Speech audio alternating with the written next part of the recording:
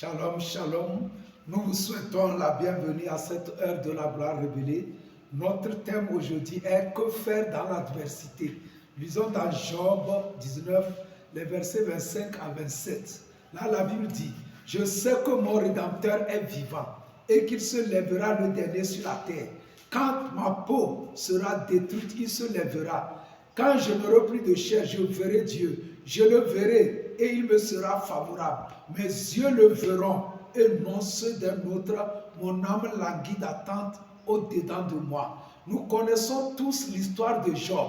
Job, c'est quelqu'un qui a rencontré l'opposition, qui a rencontré l'adversité, les difficultés, les problèmes. En un seul jour, il a perdu toute sa richesse, il a perdu tous ses enfants, ils sont tous morts, et ainsi il est tombé encore gravement malade.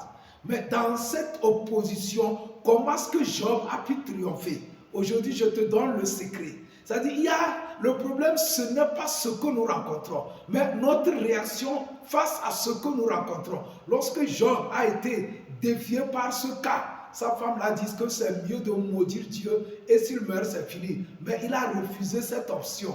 Parce qu'il y a des options qui ne nous arrangent pas. Lorsque tu rencontres des oppositions, ce n'est pas la peine de se lamenter, d'accuser Dieu. Pourquoi il a permis cela? Ça va aggraver la situation. Mais qu'est-ce que Job a fait? Job s'est levé dans ce verset et puis il a déclaré par la foi, je sais que même si je traverse cette difficulté, cette opposition, mon Rédempteur, celui qui me rachète, mon défenseur, celui qui combat pour moi, il n'est pas mort. Ce n'est pas parce que je vis ce problème que Dieu est mon nom. Mon Rédempteur est vivant.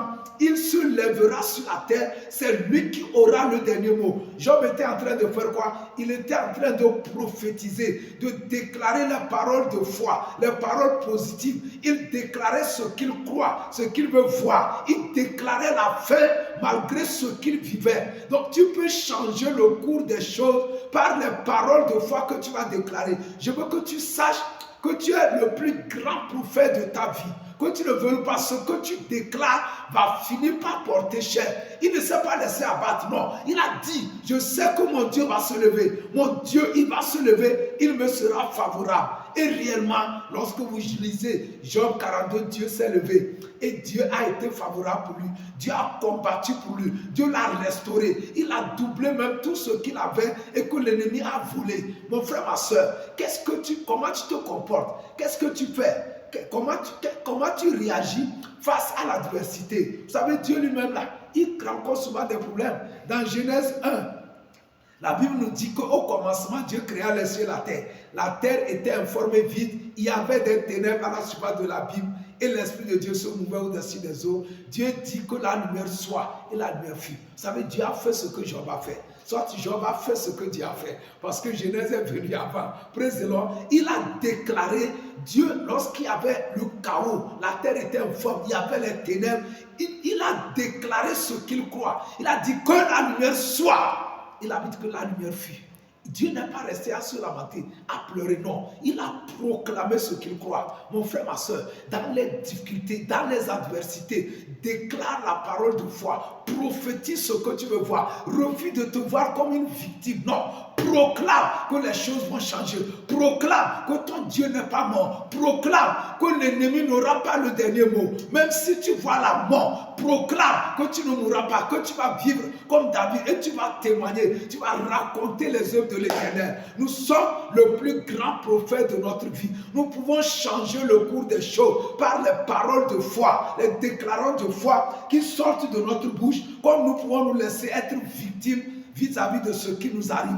Dieu veut des briques pour construire ta maison. Soit le Saint-Esprit veut des briques. Les briques, ce sont les paroles que tu déclares. Les paroles que tu déclares, ce sont telles que Dieu va utiliser. Dans Nombre 14, Dieu a dit à son peuple, ce que vous déclarez, ce que vous avez dit, ce que vous avez murmuré, c'est ce qui va vous arriver. Certains ont murmuré l'échec, qui sont des fainéants, qui sont un échec, qui sont comme des sauterelles devant les géants de la terre promise. Mais Josué et Caleb ont dit non, nous sommes capables. Dieu avec nous, nous pouvons gagner. Josué et Caleb ont hérité la terre promise, mais ceux qui ont déclaré les paroles d'échec et autres, ils ont été victimes et ils sont morts. Ils n'ont pas vu la terre promise.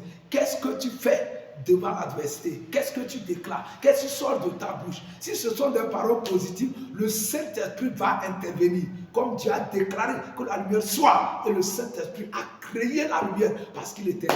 Est-ce que tu es un enfant de Dieu? L'Esprit de Dieu est avec toi. Proclame les paroles de foi. Dieu va se manifester. Ta situation va changer et tu seras un témoignage vivant. Beaucoup peuvent dire que c'est fini pour toi. Mais un homme de foi, il peut encore semer les paroles pour voir encore la gloire de Dieu. Que le Seigneur te bénisse. Nous vous aimons. Nous prions pour vous. Au nom de Jésus. Amen. Amen. Amen.